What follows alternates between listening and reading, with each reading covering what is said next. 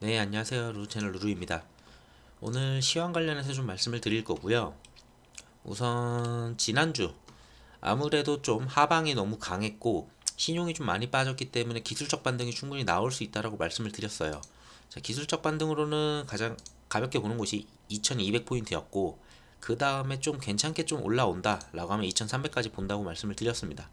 그리고 미국 경제 지표가 좀 괜찮다라고 했을 때는 지표들이 좀 괜찮은 모습으로 나왔을 때는 2380포인트까지 좀 보려고 했었어요.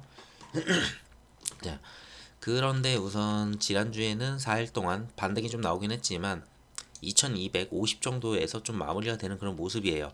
자, 그리고 금요일 날 국장이 마무리가 된 다음에 이제 미국에서 고용 지표가 발표가 됐죠. 거기서 이제 실업률이 나왔는데 이 실업률 자체가 좀 많이 낮게 나왔어요. 그러니까 예상했던 것보다 한 0.2% 정도 이제 낮게 나오다 보니까 그러면은 미국에서는 완전 고용이 가능하다는 얘기고 아직까지도 미국은 침체로 가지 않는다라는 얘기예요. 그리고 실업률이 낮다는 거는 그 사람들이 소비할 수 있는 돈이 있다라는 거고 그러면은 금리 인상을 지금부터 더 진행을 해도 전혀 무리가 없다. 이런 해석이 되거든요. 그러다 보니까 미증 같은 경우에는 금요일 날 좀 많이 빠지는 모습을 좀 보여줬어요. 나스닥 보게 되면은 나스닥도 역시나 반등이 나오고는 있었거든요. 자, 근데 고용 지표가 나온 다음에 이제 미증이 시작됐어요. 그러면서 바로 하락 출발을 했었고 하락폭을 좀 키워가면서 마이너스 4.2%까지 내려갔었고 마지막에는 살짝 올려놓으면서 이제 마이너스 3.8%로 마무리를 했습니다. 하지만 여러 가지 지금 아직 이번 주에 이슈들이 워낙 많다 보니까 좀 주의하셔야 될 필요는 분명히 있고 자, 어딜 봐야 되냐 미증시는 결국은 15,550포인트예요. 자, 앞전에서도 지지를 했었을 때 그때 6월 달에 굉장히 많이 빠졌었죠. 우리 증시도. 자, 그 부분 그리고 미증시가 이번에 지난주에 지지했었던 그 부분 지금 이번에 CPI도 있고 굉장히 여러 가지 이슈들이 많거든요. 뒤에 설명드리겠지만 자, 그 부분에서 여기를 갖다가 지지를 하느냐가 굉장히 중요하고 사실상 아직은 하락 추이는 맞습니다. 자, 그리고 여기서 지지를 한다면은 아무래도 횡보 구간을 만들 가능성이 높아요. 자, 그런 구간을 만들지 아니면은 여기서 추가 하락을 할지 그 부분이 매우 중요하고요. 자, 이 위치가 왜 중요했느냐? 자, 앞전에서도 강하게 지지를 받았고 전에도 강하게 지지를 받았습니다. 그리고 지난주도 지지받았고 이번 주도 만약에 지지를 받아야 되는데 여기를 깬다면은 사실상 지지할 만한 곳이 지금 당장은 없죠. 그 다음 볼만한 곳은 의미 있는 자리인 10,000포인트를 볼 수 있는데 사실상 10,000포인트보다는 앞전에 있었던 9,700포인트 정도까지도 볼 수가 있겠다라고 좀 보여집니다. 자, 그래서 이 구간에 들어올지 아니면 여기서 반등해서 올라가거나 아니면 횡보할지 옆으로 자, 그거 좀 주의 깊게 보시면 될 것 같고요. 자, 그리고 뉴스를 좀 볼게요. 우선 뉴스 보기 전에 제가 블로그에다 작성해 놓은 리스크들이 지난주에 있었어요. 그래서 조금 고용지표 전에는 최대한 좀 리스크를 좀 줄여나가는 게 좋다라고 좀 작성을 해놨었는데 자, 우선 일정을 보게 되면은 자, 이거는 나왔죠. 자, 실업률 확인이 필요하다고 말씀드렸는데 실업률이 지금 안 좋게 나왔어요. 자, 지금 국장 오늘 쉬고 있고요.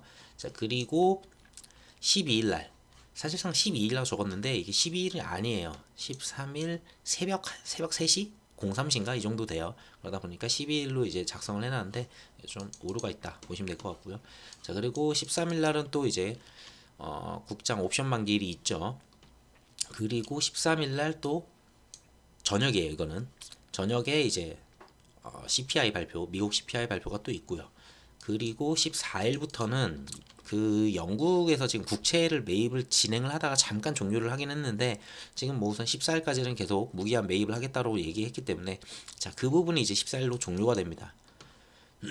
그리고 이번 주부터 해가지고 실적 시즌이죠. 뭐 이제 삼성전자부터 실적이 나오기 시작하는데 자, 여기뿐만 아니라 미국도 실적이 나오는데 아무래도 실적에 따라서 이제 지수들이 좀 크게 움직여주는 방향을 잡아주는 그런 모습을 보일 거예요. 그래서 실적이 좀 중요하다 보시면 되고 잠재적인 리스크로는 러시아가 지금 핵 관련해가지고 계속 얘기가 나오고 있죠. 자, 그리고 북한 같은 경우도 핵실험, 뭐 미사일은 지금 뭐 하루에 한 번꼴로 날리고 있으니까 지금 그것도 심각하긴 한데 자, 핵실험도 가능성이 매우 높다 이제는. 자, 그리고 오펙 같은 경우에 지금 200만 배럴 감산하기로 지난주에 얘기를 했죠. 그러다 보니까 10월달 에너지 가격 지금 상승하고 있어요. 유가 같은 경우에 거의 100불까지 갈 가능성이 높고요. 지금 90 몇 불인데 자, 100불까지 간다라고 했을 때는 10월달 CPI가 매우 안 좋게 나올 수밖에 없어요. 그 얘기는 11월 발표하는 그 10월달 CPI는 매우 안 좋을 것이다. 그러면은 지금은 그나마 미국의 CPI가 하락 추이를 걷고는 있지만 그 하락이 지금 완만하거든요. 어떻게 보면은 막 1%씩 빠지는 것도 아니고 0. 몇 %씩 지금 어쨌든 하락을 하고는 있어요. 그렇기 때문에 하락하는 거는 나쁘진 않아요. 근데 여기서 저 CPI를 만약에 상승으로 전환을 시킨다? 그러면은 시장에서는 매우 크게 악재로 받아들일 가능성이 높아요. 근데 어쨌든 발표는 11월이니까 아직은 좀 시간이 있다. 그리고 10월달 CPI가 봐야 되는 거는 한 10월 한 중순 넘어갈 때까지 만약에 유가가 100불 이상을 계속 100불까지 넘어가서 거기서 계속 유지를 한다. 그러면은 사실상 10월달 CPI는 안 좋을 수밖에 없다라고 좀 해석이 돼요. 자, 이제 뉴스를 좀 자세하게 좀 보여드릴게요. 자, 지난주였죠. 오펙 같은 경우에 이제 감산 얘기가 나왔어요. 처음에는 뭐 50만 배럴에서 이제 100만 배럴 정도 예상을 한다 뭐 이런 얘기가 있었는데 결국은 200만 배럴을 감산하는 내용이 나왔고, 자, 이것 때문에 이제 충격이 왔고, 그러고 WTI 유가도 지금 거의 70 몇 불까지 내려왔었지만 거의 90 몇 불까지 지금 올라온 상태예요. 자, 지금 시장에서는 100불까지 보고 있는 상황이고, 자, 이게 전부 다 10월 달에 일어나는 일이다 보니까 10월 달 CPI는 좀 생각을 해보셔야 된다라는 부분 있고요. 자, 그리고 9월달 뭐 미국 고용지표죠. 아까 말씀드린 그 실업률이에요. 실업률 같은 경우에 지금 여기 WTI는 뭐 90불 돌파. 이거는 저 오펙 때문이고, 자, 실업률이 지금 3.5%로 이제 낮아졌어요. 제가 알기로 이거 예측치가 3.7이었던 걸로 기억을 해요. 맞을 거예요. 예측치가 제가 적어놨을 것 같은데, 안 적어놨네 여기는. 잠시만요. 적어놨을 것 같은데, 여기 있네요. 원래 예측치가 3.7%였거든요. 미국 실업률이. 자, 근데 3.5가 나온 거죠. 자, 3.5가 나왔다 보니까 아무래도 시장에서는 이거를 악재로 당연히 받아들일 수밖에 없고, 앞에서 말씀드린 그대로예요. 자, 그러면서 좀 하락을 했다. 이렇게 우선 여기까지만 보시면 될 것 같아요. 자, 다음 주에 있는 게 제일 중요하다고 계속 말씀을 드렸어요. 결국은 앞에서도 다음 주 일정들 말씀드렸다시피 가장 중요한 거는 9월 CPI예요. 이 9월 CPI가 어떻게 나오느냐인데, 9월 CPI 예측치는 8.1%입니다. 자, 지난달 나왔었던 게 8.3이었어요. 자, 0.2가 우선은 떨어져야 되고, 8.1이 나온다 하더라도 크게 상승할 가능성은 없어요. 시장 자체는. 이유는 간단해요.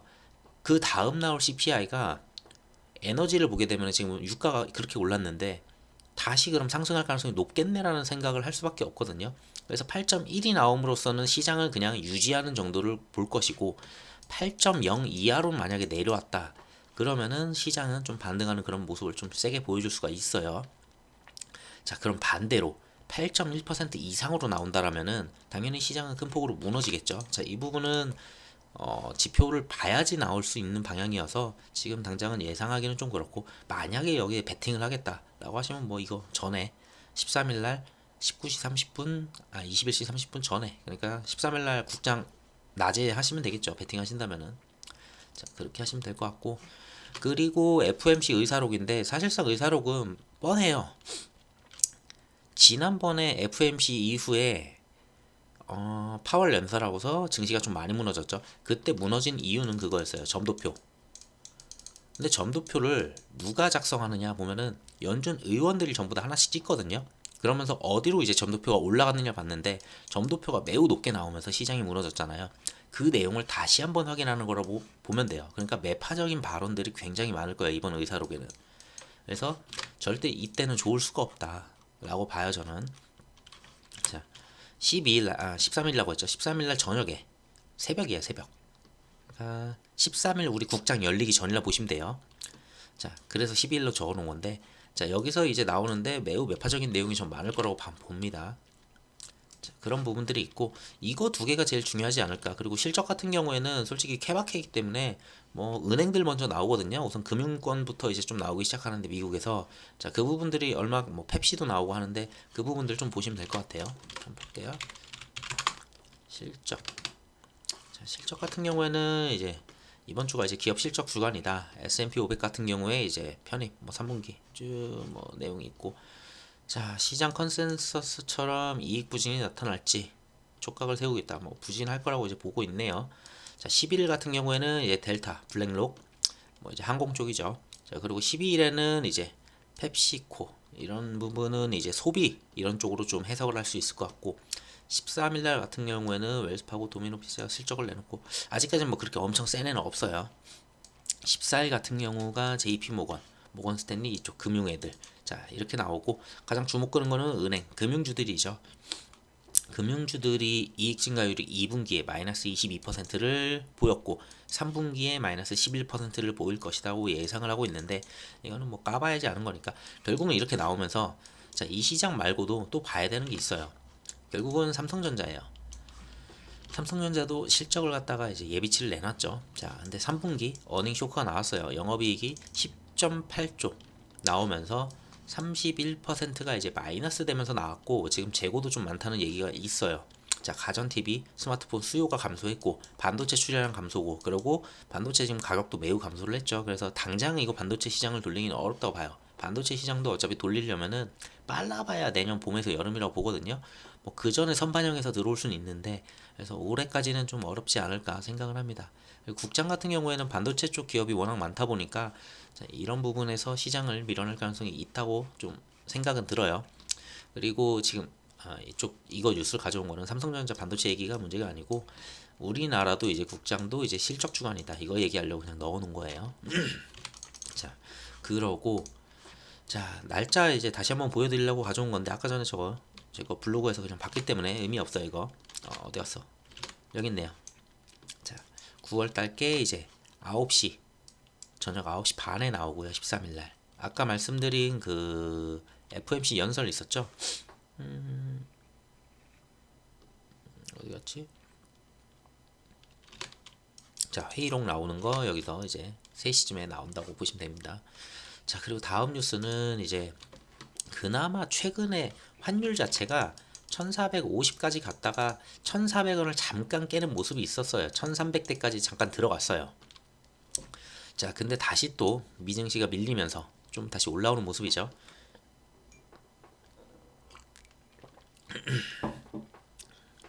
자, 그래서 지금 1400한 20원 정도 되는 것 같은데 오늘 날짜로 해가지고 근데 결국은 이걸 잡으려면은 지금 뭐 위안화의 가치가 올라가던가 아니면은 이제 영국의 파운드가 좀 잡아주던가 아니면은 유로화 이런 쪽에 잡아줘야 되는데 그런 부분이 없다면은 우리가 할 수 있는 거는 딱 두 가지라고 매번 말씀드렸어요. 할 수 있는 건 통화 스와프 한미 통화 수업을 진행하거나 그게 안 된다면은 그냥 계속 금리를 올려야 됩니다. 근데 우리나라는 가계부채가 너무 세기 때문에 너무 높다 보니까 이걸 갖다가 미국처럼 강하게 막 75bp씩 올릴 수가 없어요. 결국은 올릴 수 있는 거는 50bp예요 이번에. 그리고 제 생각에도 50bp 올릴 가능성이 높다고 봅니다. 25bp를 만약에 올린다라고 하면은 결국은 환율은 그걸 보고서 강하게 올라갈 가능성이 있어요. 그래서 이때 볼 거는 딱 하나예요. 하는이 50bp를 올렸다 하면은 시장 리스크는 없겠구나 이렇게 해석하시면 되고 만약에 하는이 25bp를 올렸다 그러면 바로 환율을 보시면 돼요. 바로 환율을 봤는데 환율이 만약에 급등을 하고 있다 그럼 시장은 바로 무너질 가능성이 있습니다. 다시 자, 이 부분 이렇게 보시면 되고 그래서 12일 날 하는이 얼마 정도 이제 올리는지 금리 인상을 보시면 될 것 같아요. 그리고 이게 저는 제일 크게 봐요. 전부터 계속 말씀드렸던 게 유럽발로 해가지고 뇌관이 좀 있다고 말씀을 드렸잖아요. 유럽에서 리스크가 계속 있었고 그 리스크를 갖다 어떻게 할까? 거기서 끝나고 그냥 적당히 하면 되는데 이게 만약에 시스템 붕괴로 가면은 사실상 이거는 경기 침체뿐만이 아니라 금융 위기로 갈 수가 있어요. 이거는. 그래서 이 부분은 좀 계속 주의 깊게 보셔야 되고 영국 10년물 그리고 30년물을 꾸준히 보셔야 돼요. 자, 우선 뭐 블로그에다 작성을 해놨지만 영국 이슈는 자 영국이 간단하게 설명을 드리면 영국이 감세안을 갖다가 내놨죠. 감세안이 뭐냐? 이거 결국 양적 완화예요. 돈을 갖다가 지금 다시 걷어들여야 되는 입장에서 돈을 지금 뿌리는 입장이 됐거든요. 자, 정치권이 바뀌면서 감세를 하겠다 이런 내용이 있었고 그러다 보니까 파운드화의 가치가 매우 떨어졌죠. 감세를 하면은 정부에 돈이 필요한데 그 돈을 뭘로 메꿀 거냐? 그러면 국채를 발행하겠다. 국채를 발행한다는 건 국채를 내놓는다는 거고 그 얘기는 국채를 지금 되팔아야 되는데 지금 오히려 반대로 가고 있는 거죠. 그러니까 시장에 돈을 걷어들이면서 긴축을 해야 되는 상황에서 오히려 이런 부분이 나오니까 자, 그래서 영국이 한번 무너졌어요. 그래서 감세안을 갖다가 우선은 철회를 하겠다. 뭐 이런 내용이 있었죠. 그리고 영국 국채가 워낙 빠르게 올라가다 보니까 이 내용 때문에 우리가 알 수 있는 용어로 바꾸면 반대매매. 반대매매가 일어날 뻔했어요. 반대매매. 근데 여기에 반대매매 가능한 금액이 2,500조였어요. 여기에는 영국의 연기금부터 해가지고 모든 나라의 연기금들도 좀 많이 들어가 있는 걸로 알아요. 그러다 보니까 이런 부분이 반대매매가 나오면 국채가 상승 때문에 반대매매가 나왔는데 반대매매가 2,500을 터지면 계속 상승하거든요. 국채가. 그래서 영란은행이 결국은 국채 매입을 하겠다고 이야기를 했어요. 결국은 국채 매입을 하겠다 하면서 좀 진정을 시켰어요. 자, 이걸 보시면 알 거예요. 자, 이때 이런 식으로 크게 큰 폭으로 상승을 한 다음에 이걸 하락시키는 이 하루 있었죠. 이걸 하락시키는 날이 있었는데 이게 영란은행이 국채 매입을 하겠다고 선언을 했어요. 그리고 좀 감세 안까지 이제 철회를 하는 그런 모습을 보이면서 좀 안정이 되나 싶으니까 국채 매입을 잠깐 스톱을 했습니다. 자, 국채 매입을 스톱을 하자마자 바로 다시 상승하는 모습이에요. 이거는 반대매매 2,500조에 대한 부분을 가지고 있는 연기금들이 생각을 할 거예요. 이거 만약에 다시 한번 올라가게 되면 이거는 빼도 박도 못하고 이거 반대매매 당할 수밖에 없겠구나. 당연히 지금 여기 시장에서 정리 중일 거라고 좀 봐요. 그분들이. 그러니까 영란은행이 일시적으로 국채를 사는 거지 뭐 평생 이걸 살 수가 없거든요. 왜냐면은 영국의 CPI를 보더라도 물가가 이렇게 오르는데 채권을 갖다가 계속 사들인다? 이거는 말이 안 되는 얘기예요. 자, 국채를 갖다 계속 사들이는 건 말이 안 되는 거고, 그래서 그걸 멈춰야 되는 거고, 자, 그걸 멈췄을 때, 잠시만요.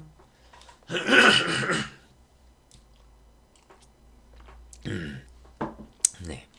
자, 그걸 멈췄을 때, 이게 당연히 천정부지로 올라갈 거라는 걸 알죠. 그러니까 정리하는 지금 과정이라고 좀 보고, 그래서 영란의 국채 매입한 거는 그냥 시간 벌기용이다 라고 좀 해석이 됩니다.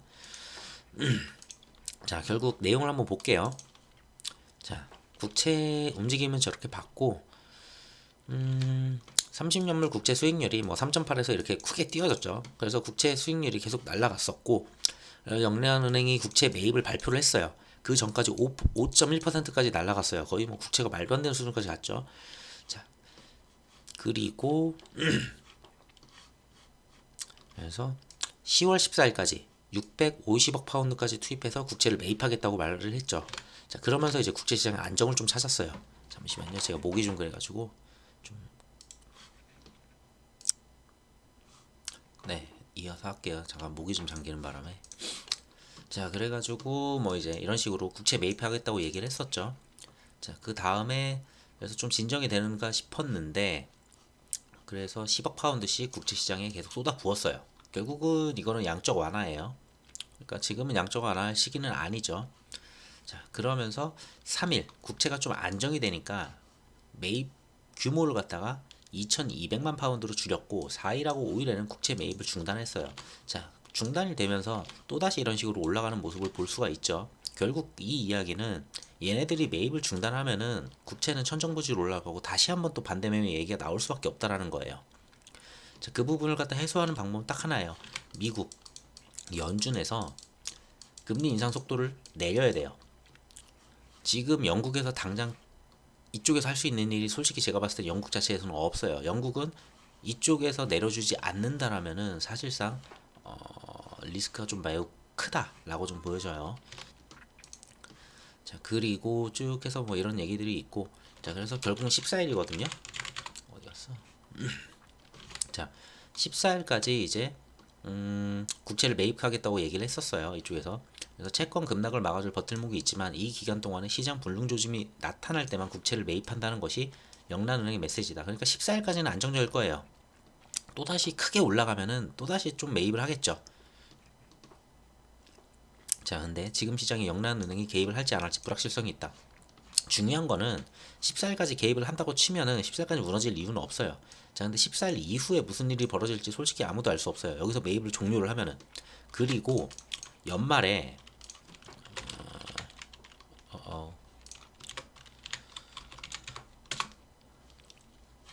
자, 원래는 10월달 초부터 영란은행이 보유 국채를 줄이는 양적 긴축 QT를 진행하려고 했었거든요. 자, 근데 이달 초부터 진행을 하려고 했죠. 근데 이 시장이 워낙에 안 좋다 보니까 우선은 이거를 딜레이를 시켜놨어요. 언제로 했냐? 이달 말. 이달 말까지인데 14일까지 오히려 Q2를 한 거고 지금 양적 완화를 때린 거고 원래는 월 초부터 QT를 했었어야 되는데 그걸 월 말로 바꾼 거예요. 자, 14일 이후에는 QE가 없어요, 더 이상. 그리고 말 되면은 QT가 나와요, 반대로. 자, 그러면은 예상할 수 있는 건 뻔해요. 영국 30년이든 10년이든 둘 다 천정부지로 올라갈 수밖에 없어요, 이거는.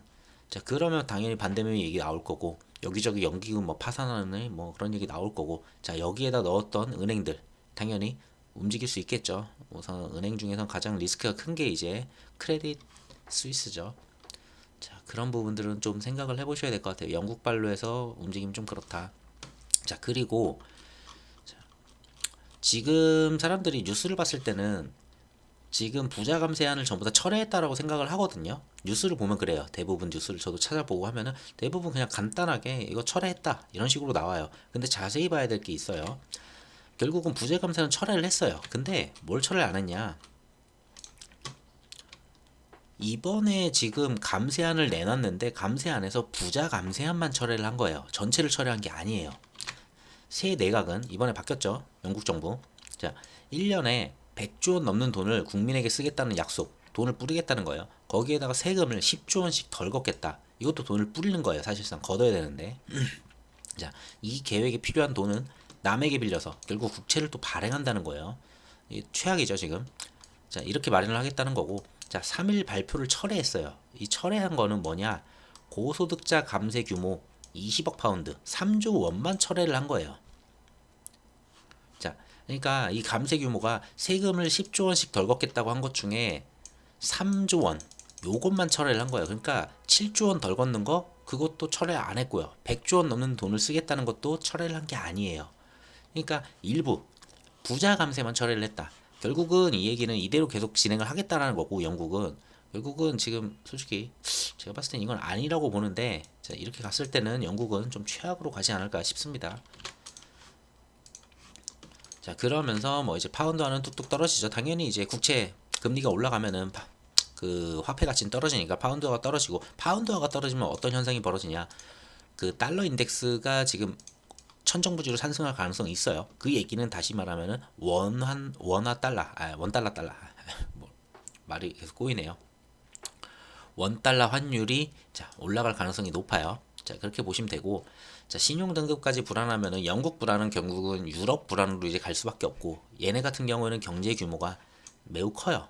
지금 여기까지 밀렸는데, 우선 이런 곳에서 이런 게 터지면은 솔직히 리스크가 큽니다. 자, 그래서 이거는 계속 꾸준히 14일까지는 좀 지켜보고 14일 이후부터 영국 국채 금리 계속 지켜봐야 될 것 같아요.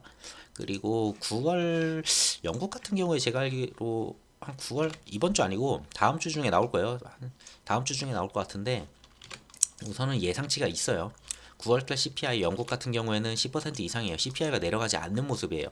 뭐 미국 같은 경우에 꺾여서 지금 어쨌든 소폭 하락이라고 계속 하고 있죠. 한국 같은 경우도 나름 꺾이는 모습이에요. 자, 근데 영국 같은 경우는 자, 10%대 상승을 갖다가 이제 갈 거라고 보고 있습니다. 예상치는 9.4%에서 오히려 더 높은 숫자죠. 근데 이거보다 더 높다는 얘기도 있어요. 자, 전달에 7.9%를 웃돈다. 그러니까 얘네는 계속 꾸준히 상승하는 추이예요. 지금 CPI가. 유럽은 CPI를 잡기가 어려워요. 자, 유럽 같은 경우는 왜 그러냐? 지금 결국 에너지예요.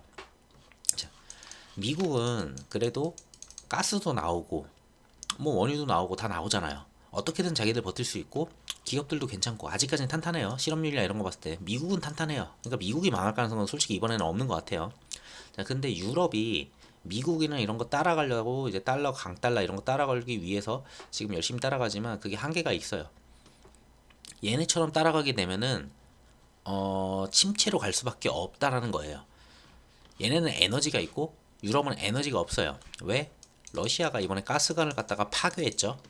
그리고 가스나 그리고 원유에 대해서 상한가를 적용했어요. 그러니까 비싸면 안 사겠다 이런 거예요. 근데 이러면은 기업들이 돌아갈 턱이 없거든요. 에너지가 없으면. 자, 그렇다고 뭐 신재생으로 돌려가지고 이걸 갖다 지금 이렇게 써오던 걸 갖다 다 커버를 하느냐? 솔직히 그것도 불가능해요. 자, 그 다음에 오펙 같은 경우에서 오펙에서 이번에 감산을 했잖아요. 가격이 또 올랐죠. 지금 거의 100불까지 올라가려고 하는데, 자, 이런 부분 때문에 유럽 전체는 에너지 때문에 CPI가 잡힐 수가 없어요. 이 CPI가 안 잡히면은 결국은 BOE에서 자, 금리 인상을 갖다가 세게 때려줘야 돼요. 아, BOE가 아니죠. 네. 22에서 이제 세게 때려줘야 되는데, 자, 유로존에 전부 다 세게 때리기에는 당연히 경제적으로 약한 이탈리아, 뭐 스페인, 또 뭐 그리스 등등 되게 많죠. 그리고 뭐 독일도 가스 때문에 힘들고, 자, 많은 나라들이 지금 CPI가 잡힐 수 없다 이런 부분들이 있습니다. 그래서 이번 겨울에 유럽에서 뭔가 터지면은 솔직히 터진다면은 유럽에서 터질 가능성이 가장 높아 보여요. 자, 결국은 이거 다 이런 부분이 다 없어지려면은 전쟁이 끝나거나, 근데 이거 언제 끝날지 모르죠. 전쟁이 끝나거나 미국의 CPI가 많이 잡혀가지고 연준이 금리 인상을 갖다가 속도를 갖다 조절을 시켜야 돼요. 금리 인상을 내리는 건 어렵겠죠, 당연히. 근데 뭐 75bp 갈 거를 50bp로 줄이고, 그 다음에 막 50bp 갈 거를 25bp로 줄이고, 그 다음에는 한 번 정도 동결시키고 뭐 이런 식으로 좀 움직여 준다면은 좀 시장이 좀 괜찮아질 수 있는데, 자, 미국 같은 경우에는 지금 매우 매파적이죠. 인플레이션 2%까지 무조건 내리겠다는 입장이고, 자, 그런 부분들이 있어요. 자, 그래서 유럽 쪽 얘기는 다 말씀드린 것 같고, 러시아 이제 핵이라는 게 이제 남아있죠. 러시아가 핵을 우선 4개 지역을 갖다가 먹었잖아요. 자, 헤르손부터 쭉 해서 먹었는데, 자, 이 4개 지역을 지금 하나씩 전부 다 다시 우크라이나가 뺏고 있는 상황이에요. 근데 여기를 갖다가 러시아 영토라고 이미 정해놨는데 그걸 지금 다시 뺏고 있어요. 뭐 러시아 말이긴 하지만 어쨌든 간에 러시아 입장에서는 이제 자기 영토니까 내 영토를 쳐들어왔네 라고 하면서 공격할 그게 되거든요. 자, 그러고서 좀 세게 나왔던 게, 우크라이나 침공의 상징물인 크림대교가 있어요. 크림대교를 잇는 러시아에서 이제 크림대교를 잇는 이 다리인데, 한 이게 한 뭐 18km, 19km 이 정도 되는 것 같아요. 근데 여기 중간을 파괴를 했고, 자, 여기다가 터지면서 이걸 붕괴를 시켜버렸으면, 그리고 푸틴 칠순 다음 날 또 사고가 발생했고, 자, 그리고 러시아는 우크라이나 개입이라고 얘기를 했고, 우크라이나도 더 큰 걸 볼 수 있다라고 얘기했기 때문에 우크라이나가 했다는 게 거의 확실시 됐어요. 자, 여기에 대해서 이제 보복 공격을 할 가능성이 매우 높아졌고, 자, 궁지에 몰리면은 핵 카드는 당연히 꺼낼 거라고 봅니다. 저도 설마 하지만, 자, 우선은 크림대교 폭발하자마자 바로 자포리자를 공격을 했고, 자포리자에 원전이 있죠. 솔직히 원전을 때린 건 아니지만 우선은 그래도 좀 가동을 멈춘 걸로 알아요. 자, 자포리자 공격하고 했는데 이제는 뭐 군사시설 이런 거 상관없는 것 같아요. 지금 그냥 민간 시설에 그냥 때려 부은 것 같은데, 자, 그러면서 좀 많이 죽고 이제 아파트도 이런 식으로 좀 붕괴가 됐다. 이제 거의 푸틴도 이제 끝을 보자라는 것 같아요. 자, 그러면은 핵을 쏠 거냐 안 쏠 거냐는 솔직히 아무도 몰라요. 이건 푸틴만 아는 거죠. 자, 그럼 우리가 생각할 수 있는 게 뭐냐? 지금 러시아가 좀 밀리는 상황이잖아요. 이 상황에서 보여줄 수 있는 건 핵으로 겁을 줘야 돼요. 핵 쏠 거야라고 맨날 얘기만 했잖아요. 근데 이 겁을 줄 때 핵을 진짜로 쏘면은 뭔가 크게 터질 수 있어요. 자, 그래서 생각할 수 있는 건 딱 하나. 핵실험. 북극해로 이미 출항을 했죠. 그 포세이돈인가 출항을 했는데, 자, 그게 이제 핵실험을 하는 모습을 한번 보여줄 거예요. 이걸로 시장이 한 번 정도 출렁일 가능성이 있어요. 여기서 핵실험을 한다 하면은 시장이 한번 출렁거리고 진짜 핵 쏠 수 있겠구나 라는 얘기가 좀 나올 가능성이 있다 보시면 돼요. 그래서 핵실험까지는 저는 할 거는 같아요. 근데 핵을 진짜로 이제 우크라이나에 쏠 거냐는 잘 모르겠어요. 그거는. 자, 이런 부분들이 있고, 북한 같은 경우는 미사일을 너무 많이 써가지고 뭐 언제 쐈다 이걸 갖다가 계속 볼 수가 없어요. 거의 하루에 한 번꼴로 지금 계속 쏘니까, 자, 이런 도발이 있고, 북한도 좀 그렇죠. 갑자기 너무 많이 쏘니까 이게 좀 이제 처음에는 한두 발 쏠 때는 시장에서 관심도 없었는데 이제는 매일 쏘니까 이게 좀 이슈가 좀 되기는 하는 것 같아요. 자, 근데 이제 그 다음에 가능한 거는 북한이 이제 7차 핵실험 얘기가 나오죠. 미국 위협 탓으로 이제 돌리고, 뭐 러시아랑 비슷해요. 그러면서 핵실험 명분을 쌓아가지고 핵실험을 진행할 것이다. 아무래도 제가 봤을 때는 시진핑 3년임 이후일 것 같아요. 3년임까지는 우선 조용히 있다가 이 이후에 해라라고 했을 것도 같고, 중국도. 그래서 요거 다음에 이제 핵실험할 가능성이 높다. 그래서 10월 이제 한 중순에서 11월 초 바이든 중간 선거 전에 핵실험을 하지 않을까 저는 생각이 들어요. 그래서 요것도 10월 달에 좀 나올 가능성이 좀 있고.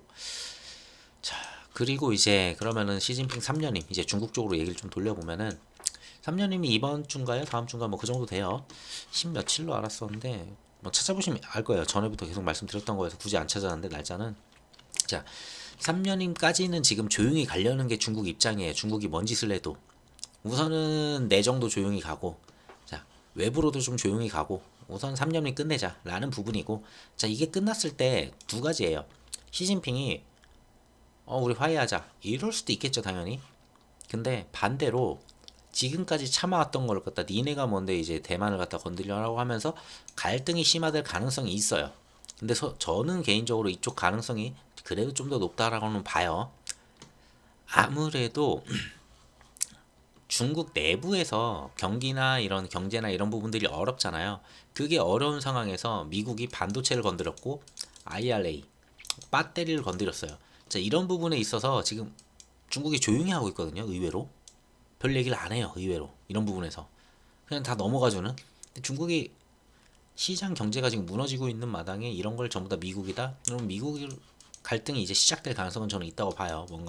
뭐가 됐든. 대만을 끼고 뭐 지정학적 리스크로 갈든 아니면은 경제적으로 싸우든 뭐 이런 부분들 뭐 관세 이런 게 있겠죠. 자, 그래서 공산당 지도부 보수화로 자 보수화를 전부 다 시킬 거예요. 전부 다 바꿀 예정인 걸로 알아요. 이번에 3년이 되면은. 그러면서 미국 맞대응이 더 강경해질 것이다 라는 얘기들이 나오고 있고, 반도체 자동차 전부 다 주력 산업에 다 영향을 미칠 것이다. 우리 한국의 지금 주력 산업이 이거죠. 반도체, 자동차, 배터리. 근데 배터리도 IRA, 반도체 지금 치포 동맹 뭐 이런 게 있죠. 그리고 자동차 사실상 미국에서 이거 보조금 준다고 했는데 보조금 제대로 안 주고 있죠. 이 부분도. 자, 이런 부분들이 있는데, 자, 결국은 중국도 이걸로 타격을 입었고, 자, 이거를 얼마나 세게 강경하게 대응할지 좀 보시면 될 것 같아요.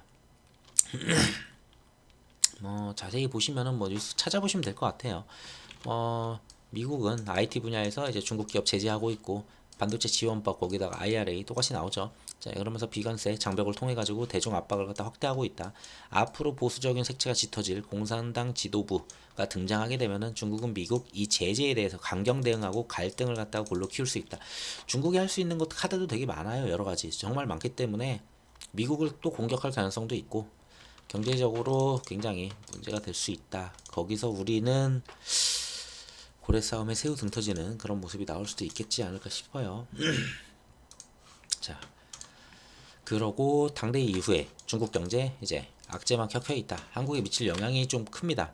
우선 여기는 이제 저는 이제 이 뉴스를 왜 가져왔냐면은 좀 간단하게 돼 있어요. 자, 일본 같은 경우에는 제로 코로나 이거는 계속 갈 거예요. 지금 윈난성인가 이쪽에서 지금 제로 코로나로 해가지고 또 다시 한번 막고 있는 모습이 있어요. 그 봉쇄 조금 하고 있는데 크게 이슈는 안 된 것 같아요.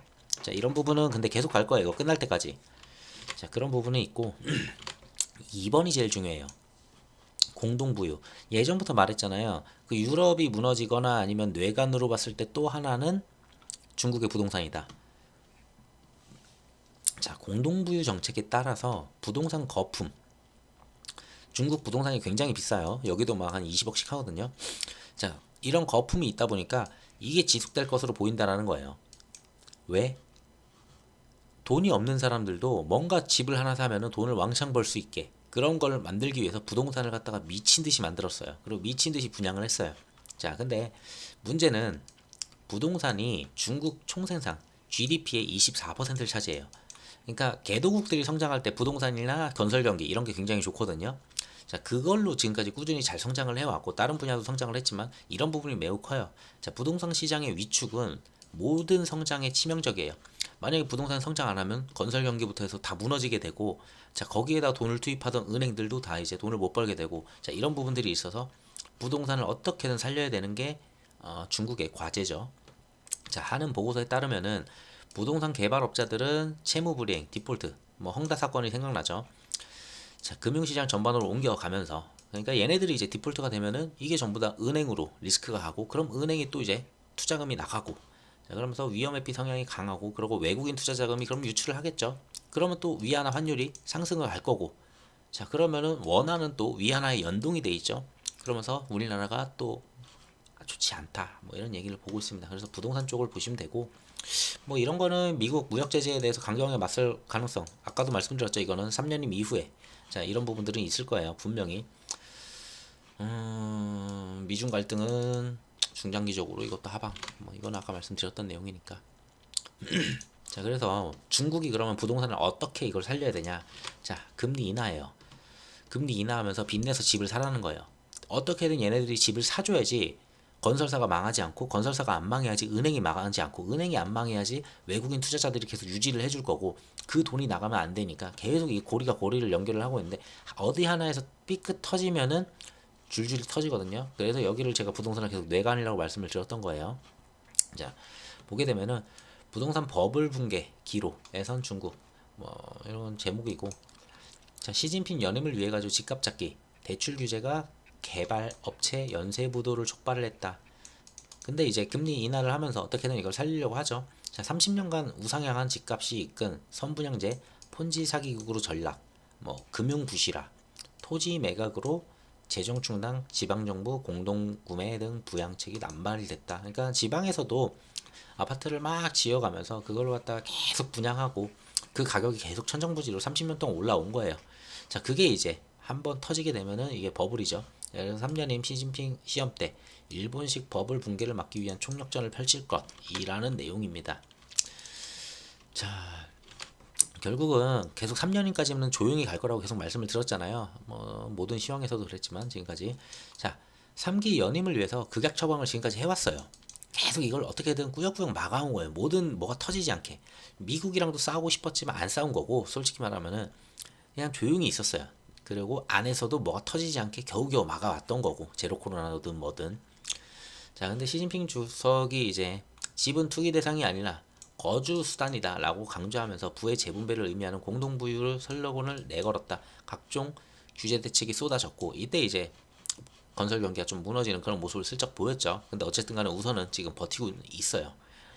자, 그러고 부동산 시장이 역시나 가격이 하락을 하게 되면은 중국도 역시나 이런 식으로 부작용이 나와요. 거래가 없다라는 말이죠. 작년 말에는 이제 1위 부동산 업체인 헝다가 디폴트를 선언을 했죠. 근데 결국은 이때도 어떻게 꾸역꾸역 막은 거지 사실상 뭘 해결한 건 아니에요. 계속 땜질 처방만 지금 하고 있었던 중국이에요. 그래서 부동산 버블 붕괴 가능성, 이게 제일 커요.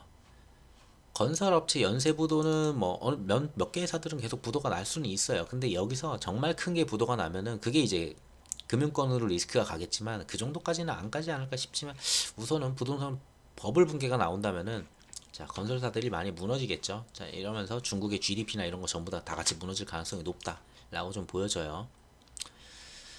자, 그러면서 금리 인하를 계속 시켜주고 있죠. 중국이 금리 인하 계속 시켜주면서 집값이, 그러면 집 좀 사라라고 하는데 집값이 계속 하락을 하고 있다. 자, 안 잡힌다는 거예요. 그러니까 중국이 이걸 갖다가 한 번에 이렇게 무너지면 안 되기 때문에 어떻게든 이걸 살려가면서 천천히 무너지도록 천천히 좀 가려고 하는데, 이런 부분들이 안 잡히는 거고. 자, 결국은 부동산 의존으로 이제 경제가 성장했고, 아까 봤듯이 24%가 전부 다 부동산 경제로 이제 올라왔죠.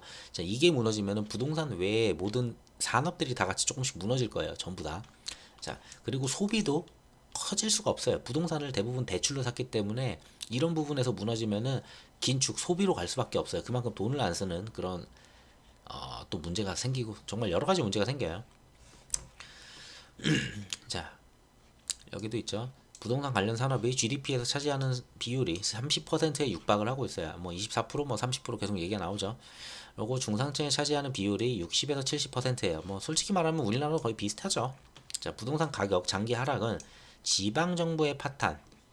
지방 같은 경우 이제 뭐 상하이나 베이징이나 선전이나 뭐 이런 쪽 있잖아요. 쭉 보게 되면은, 자, 이런 쪽들은 부동산이 그래도 좀 돌아가요. 사람들이 많이 살고 뭐 투자할 수 있는 그런 위치들에 있어요. 근데 지방 정부 같은 경우에는 그렇게 지어놓고서 뭔가를 해결책이 없다라는 거예요. 자, 이런 데에서 먼저 무너지는 모습이 나올 수도 있다라고 보시면 되고, 뭐 중상층의 몰락 쭉 해서 내용들이 있습니다. 그래서 코로나뿐만이 아니라 코로나로 인해서 이런 부분들이 좀 문제가 있다. 그래서 다주택자도 대출 규제를 완화를 시켜줘요. 빚내서 집을 사라. 돈 많으신 분들이 집을 갖다가 떨어지는 걸 좀 받아줘라. 이 얘기죠, 한마디로. 자, 근데 이걸 받아줄지는 모르겠어요, 이분들이 정말. 자, 그러고 선분양제, 이거는 전에 예전에 한번 나왔었던 내용이에요. 먼저 돈을 갖다 선분양하고서 그 한국이랑 똑같이 중도금 대출을 계속 내는데, 그 과정에서 중도금 대출을 못 내겠다는 거예요. 왜? 건설업체가 이게 미분양이 일부 미분양이 났으니까 뭐 100 중에서 100개 중에서 한 절반 정도만 이제 분양이 된 거죠. 근데 건물을 짓는데 이 반절 돈으로 건물을 못 짓잖아요. 그러다 보니까 건설업체가 건설을 중단한 거예요. 그러니까 이 반절을 분양을 받으신 분들은 뭐 매달이든 분기별로 돈을 내고 있었는데 건물을 안 짓고 있으니까 돈 안 내. 나 대출 안 갚아. 라고 얘기를 하는 이거예요. 그래서 선분양지 파탄 이 내용이고 국가 신뢰 위기로 뭐 이거는 전체적으로 쭉 봤을 때는 앞에 있었던 내용 전부 다 똑같습니다. 그래서 3년임이 좀 확정이 되면은 좀 더 파격적인 부동산 경기 부양책을 발표를 할 거예요. 그러니까 금리 인하도 계속 있을 거고 이게 무너지면은 전부 다 무너질 거라는 걸 알기 때문에 어떻게든 이거를 갖다가 살리려고 하는 모습은 나올 거다라고 보여져요. 근데 그 와중에 이거를 잘못 살리면은 이것도 사실상 돈 풀기거든요. 전부 다 돈을 푸는 거예요. 긴축이 아니고. 중국 같은 경우에는 그래도 물가 성장 CPI가 막 그렇게 미친 듯이 오르진 않아가지고 내수가 좀 받쳐줘서 그런지 어느 정도 이거는 좀 가능하다고 봐요. 그래서 근데 이걸로 잡힐지는 좀 지켜봐야 되겠죠. 자, 이런 부분들 결국은 내부에서 이런 문제가 있기 때문에 3년임이 됐을 때는 미중 갈등은 제가 봐도 고조될 가능성이 높아요. 갑자기 화해하자라고 하지는 않을 것 같아요. 자, 그리고 이제 거의 다 왔어요.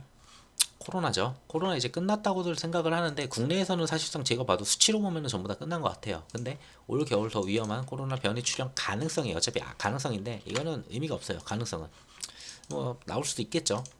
근데 중요한 건 이거예요. 신종 변이 BF7 정말 지긋지긋하긴 한데 자 미국하고 유럽이 매번 빨리 움직여요.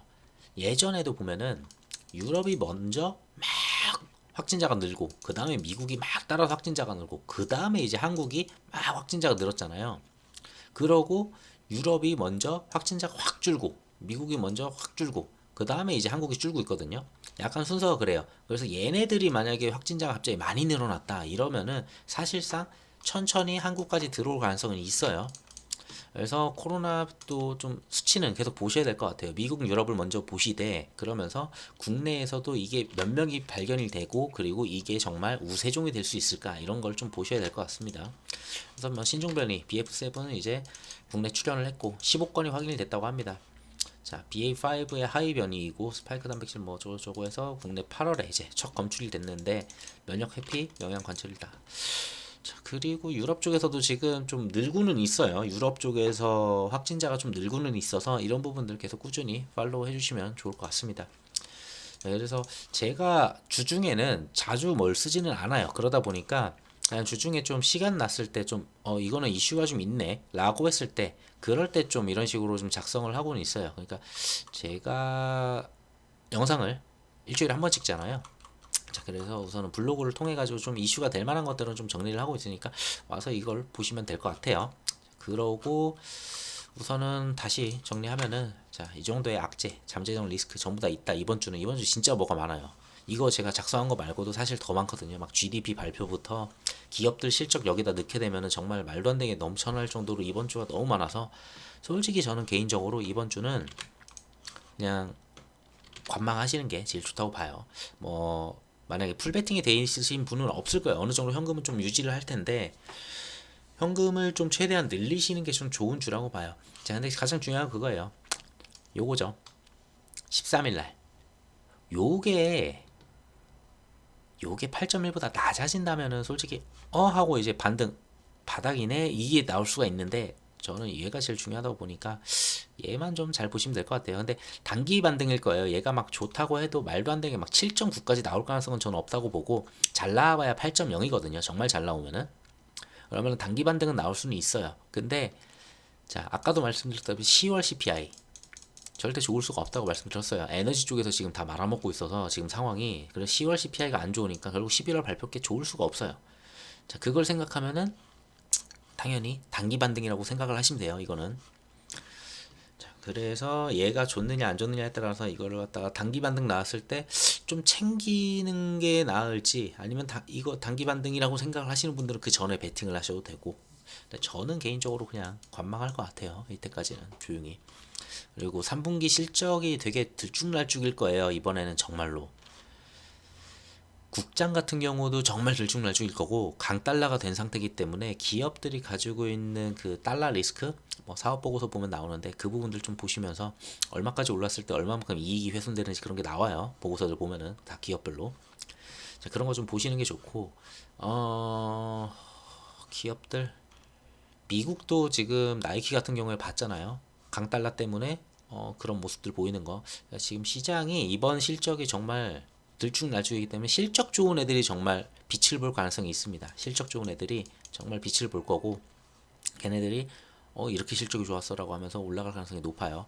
그러니까 실적으로 구별되는 확실한 3분기가 되지 않을까 싶어요.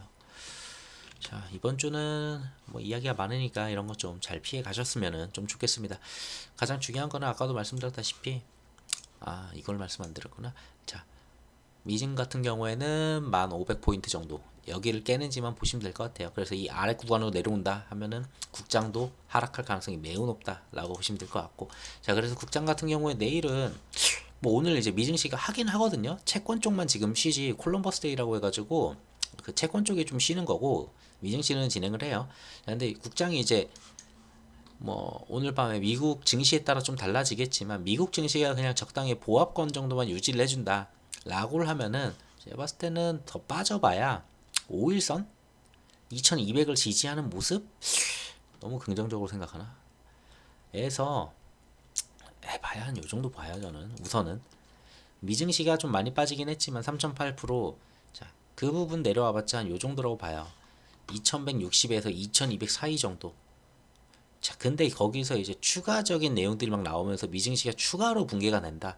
그러면은 국장도 역시나 앞전에 있었던 이 하단까지 볼 가능성이 높아요. 결국은 정말로 여기저기서 얘기했던 2000포인트가 올지는 모르겠어요.